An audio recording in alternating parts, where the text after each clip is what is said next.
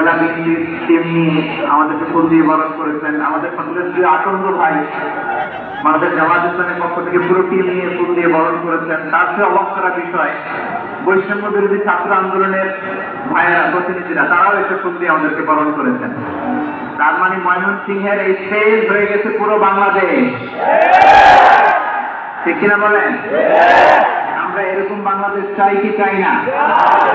যেখানে ভেদাভেদ থাকবে না, মারামারি থাকবে না, এক ডাকে আমরা একত্রিত হব। সবার আগে দেশ, আওয়াজ করে বলেন, সবার আগে কি? দেশের প্রশ্নে আমরা ঐক্যবদ্ধ।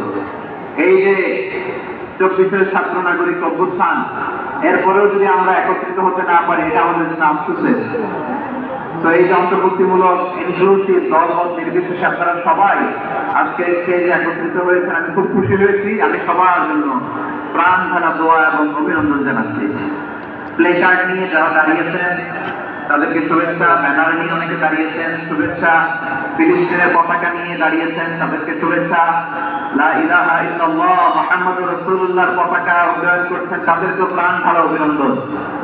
আমার প্রিয় ভাইরা, আমি চাইবো যে 1 থেকে 1.5 ঘন্টা আমরা একটু নিশ্চুপ থাকি। আইন শৃঙ্খলা এবং ভলান্টিয়ার যারা আছে, স্বেচ্ছাসেবক, তারা সর্বোচ্চ চেষ্টা করছে সুশৃঙ্খল পরিবেশের জন্য। সব জায়গায় নিশ্চুপ, 2 জায়গায় একটু ঠিকঠাক হচ্ছে। আপনারা ঠিক হয়ে হয় বসে যাবেন, নয় দাঁড়িয়ে শুনবেন। আওয়াজ করা যাবে না আজকের এই প্রোগ্রামে। আওয়াজ করবেন? রোজা রাখছেন না সবাই? হ্যাঁ, অধিকাংশ রোজা, আমরা সবাই রোজা। তো রোজা রেখে সাহস করে কথা বলাও আমার জন্য কষ্টকর। আমি এই সহযোগিতাটুকু চাইবো। সবাই রোজাদার, এই যে হাজার হাজার লাখ জনতা আমি দেখতে পাচ্ছি, নিজের সেফটি সিকিউরিটি এনশিওর করে মুভ করবেন। সামনে গেলেও দেখে শুনে, পেছনে গেলে দেখে শুনে, কোনো দুর্ঘটনা, হতাহতের ঘটনা যাতে না ঘটে। ময়মনসিংহের জেনজি তারা যে সুশৃঙ্খল, আজকে গোটা বিশ্বকে দেখাই দিতে হবে এখান থেকে, ঠিক কিনা বলে? মাশাআল্লাহ। আমার প্রিয় ভাইরা, আসলে আমরা কাল বিলম্ব না করে মহাবিশ্বের মহাগ্রন্থ কোরআন আল কারীম থেকে তাফসীর শুনি। যেহেতু এটা তাফসীরুল কোরআনের প্রোগ্রাম, আর কোরআনের প্রোগ্রামের একটা আদব আছে, একটা বৈশিষ্ট্য আছে। এখানে হট্টগোল করা যায় না। হট্টগোল করা যায় না। মাশাআল্লাহ, মাশাআল্লাহ। নিজ দায়িত্বে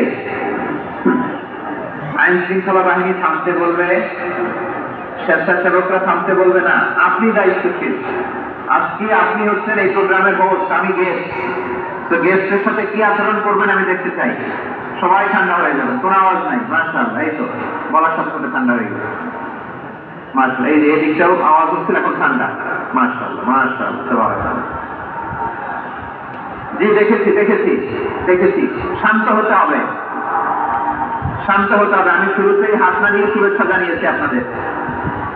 একটু পর পর হাত নাড়ালে আলোচনায় ব্যাঘাত ঘটবে। আমরা একটু নীরব হয়ে বসি। তো একটা জরুরি কথা শেয়ার করবার আছে আপনাদের সাথে। এই বার্তাগুলো আমরা আজকে নিয়ে যাব। যখন আওয়াজ করতে বলবো, বাঘের বাচ্চার মতো, সিংহ ছাদগুলোর মতো গর্জন করে আওয়াজ করতে হবে। আর যখন নিশ্চুপ থাকতে বলবো, পিন পতন নীরবতা, কিপ সাইলেন্স। একেবারে মাশাআল্লাহ, মাশাআল্লাহ, very good, I love it, I like it, the Gen Z of Mymensingh, মাশাআল্লাহ, মাশাআল্লাহ।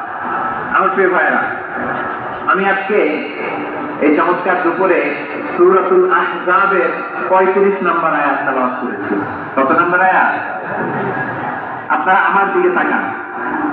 আপনাদের মাথার উপরে ড্রোন গেলে ওইটা নিয়ে ব্যস্ত হওয়ার দরকার নেই। আমার দিকে তাকান, 1 to 1, ব্রেন টু ব্রেন, আমার দিকে তাকান। সূরা আহজাবের 35 নম্বর আয়াত। আওয়াজ করে সবাই বলেন তো, কয় নম্বর আয়াত? 35 নম্বর আয়াত। এই আয়াতে আল্লাহ তাআলা তার প্রিয় বান্দাদের 10টি বৈশিষ্ট্যের কথা বলেছেন। কয়টি? 10টি। আজকে এই 10টি বৈশিষ্ট্য নিয়ে আমরা আলোচনা করব। আল্লাহ তাআলা কাদেরকে পছন্দ করেন? আমরা আল্লাহ তাআলার প্রিয় বান্দা হতে চাই কি চাই না? বলেন তো, চাই। এবং যাদের মধ্যে এই 10টি বৈশিষ্ট্য থাকবে